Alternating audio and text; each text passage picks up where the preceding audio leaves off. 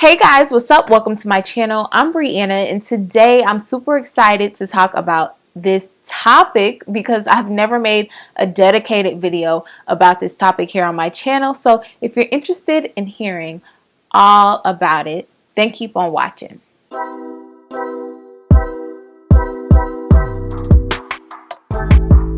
So relaxer burns.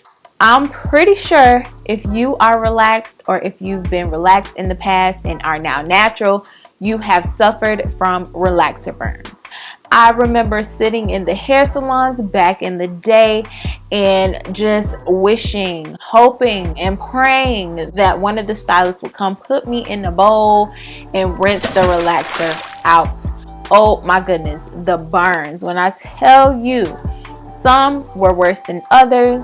I would wrap my hair after getting my hair done, and the next morning I cannot unwrap it fully because I have pieces of hair stuck to my scalp. And I'm pretty sure, definitely leave your worst scalp burn down in the comment section so we can all laugh about it, and we can laugh about it now because those are problems of the past. I have not had a relaxer burn in years, guys, years. So I just wanted to come and tell you guys the sauce, the secret recipe, the steps, all of that to me preventing relaxer burns. Your relaxer should not burn. Let me say that one more time. Your relaxer should not burn. If it's burning, something is wrong, babe. Something is wrong. So today's video, I just want to help you guys figure out how you can stop the relaxer burns if you are still having that same issue today. We're in 2021, babe. Relaxer burns should not even be spoken of. This new generation needs to know nothing about our relaxer burns back in the day. So let's jump right into it. So first things first, in preventing relaxer burns is to make sure you are working with a healthy scalp. Yes, I said a healthy scalp. Inspect your scalp. Make sure you have no open wounds, no cuts, no abrasions, anything. Nothing needs to be done with your scalp at all. Make sure that your scalp is 100% healthy and well, to withstand the chemical, because you do not want to go in this process with open wounds because that's just, of course, gonna burn. That's not a good mixture at all. So make sure you are inspecting your scalp and making sure everything is good with your scalp. The second thing to make sure that you do not get any scalp burns is making sure you have enough new growth. Stretching. I know, guys, stretching, the most number one reason for stretching is to not overlap your relaxer, making sure that, you have enough hair to relax when you are relaxing. But also, when you relax, you are supposed to start from off the scalp. Do you ever read the relaxer box or the relaxer jar and it says do not apply to scalp? And that can definitely be hard. But if you have enough new growth, then you can apply your relaxer away from the scalp, and then once you're done applying, then you can go back in and apply the relaxer to the length of the new growth, and by that time it'll be ready to take off, so you don't have any burns because you did not apply it to your scalp as soon as you started. Of course, you want to try to avoid your scalp, but sometimes that's impossible, especially when you are doing your edges and getting right up into that new growth that you have. But if you do it in the first application, then you're allowing that relaxer to sit on your scalp, and you definitely don't want that to sit on your scalp for long at all. So make sure that you are being mindful of your placement when doing your relaxer day. Step number 3 is to make sure that you guys are using a really good base. I would say base even if you have a relaxer that doesn't require you to base your scalp, because you could just never be too careful. You want to have that barrier, and of course when you neutralize your hair, it will come out. But make sure you have that barrier, whether you're basing with petroleum jelly, the base that I use for sensitive scalp. And I love the base that I use because it tingles your scalp. I just feel like it's preparing you for the relaxer, and you can really feel where it's at. So if you miss the spot and you can feel that it's not tingling, then you can just go back in and add that scalp base on there so that you can make sure that your scalp is covered and protected. Number 4 is to prepare your hair really good. Prepare everything, you guys. Make sure you have your shampoo, your conditioner, any products that you're using for wash day out on the sink or ready in your shower. Make sure you have your relaxer ready. Make sure you have your hair pre-sectioned. And for me, that looks like my twist that I have in the 4 different sections, and making sure that I have all of this situated so that once I start applying my relaxer, I don't need to go looking or searching for anything. Everything is right at my fingertips. I can work really fast and get the relaxer out of my hair as fast as possible. And I actually think I should back up a little bit. If you are scratching your hair, do not relax it. For some reason, every time it's time for me to relax, my hair just starts itching.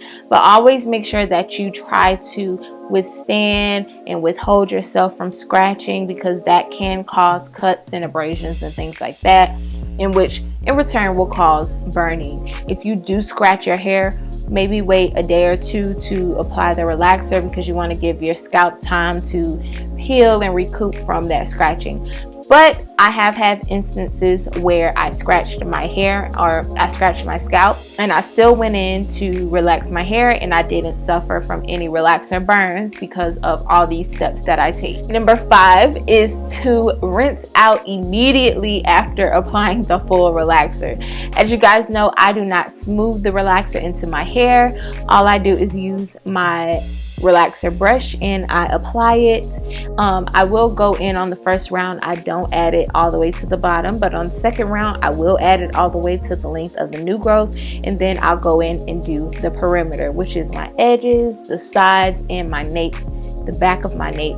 I'll add the relaxer to those places. I'll probably let it sit for 2 to 3 minutes, but after that I am jumping in the shower. And honestly, back in the day, I kind of got like the whole rinsing out fast, super fast from when I used to do my relaxers back in the day.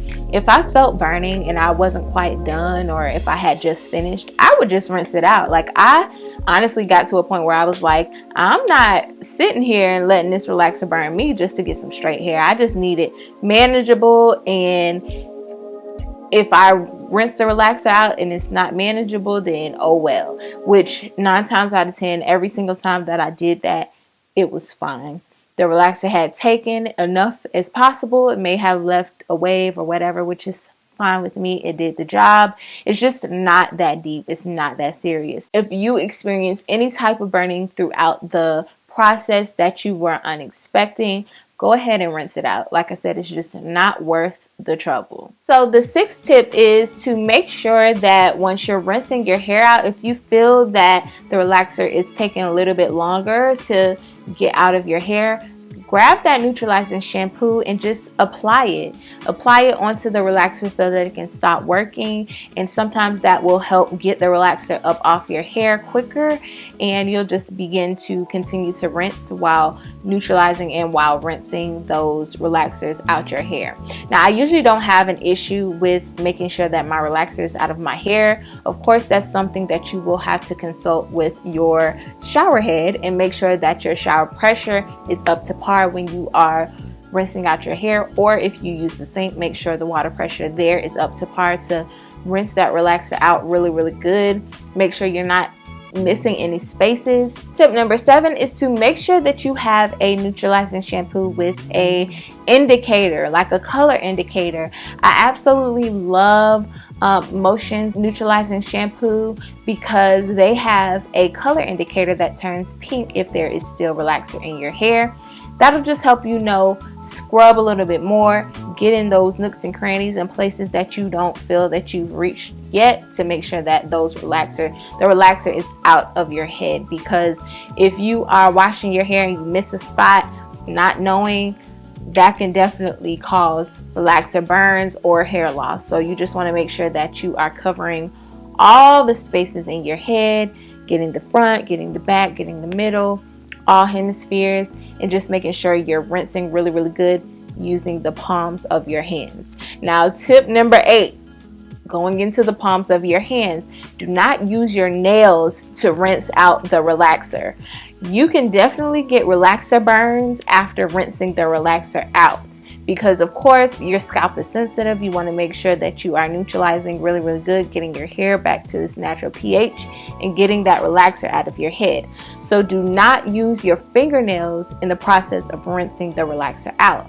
Use the palms of your fingertips and massage really firmly, but do not scratch with your nails. Never scratch. Even if it itches, don't scratch until after you're done rinsing, and probably you might want to neutralize a couple times, 2, 3, 4 times maybe. Tip number 9, you might want to have someone help you do your relaxer process, because guys, this is something that you need to do super fast.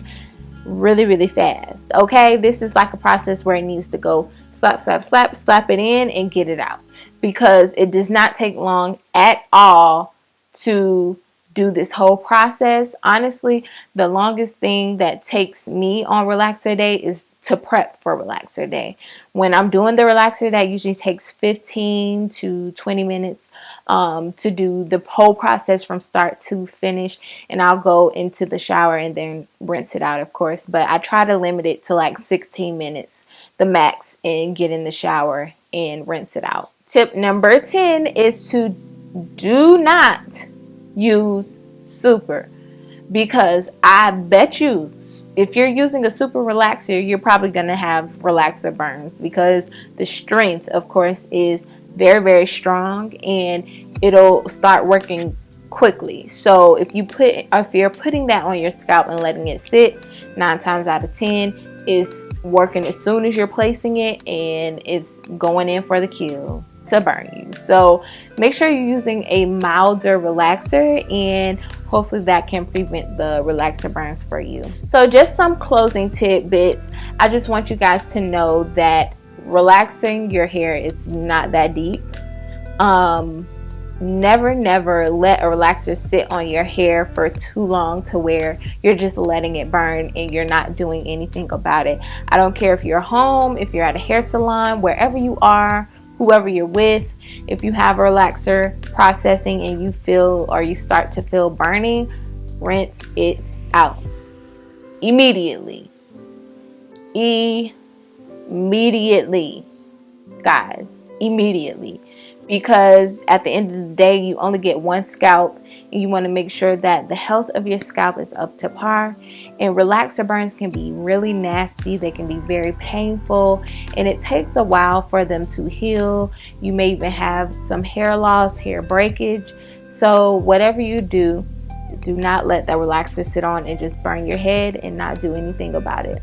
I wish I knew that as a child, but we learn and we grow, and I am so happy that as a relaxed hair community, we have the tools, the resources, the growth, the knowledge to know not to do that anymore. We just have better ways to relax our hair and do it while being healthy, having healthy hair and a healthy scalp. So I hope this video helped. If you guys have your own personal ways to stop relaxer burns or to prevent relaxer burns, leave them down in the comments. I would love to hear them, and maybe they can help someone else. So I hope you guys enjoyed this video. Remember, do what you love and love what you do, and I'll see you guys next time.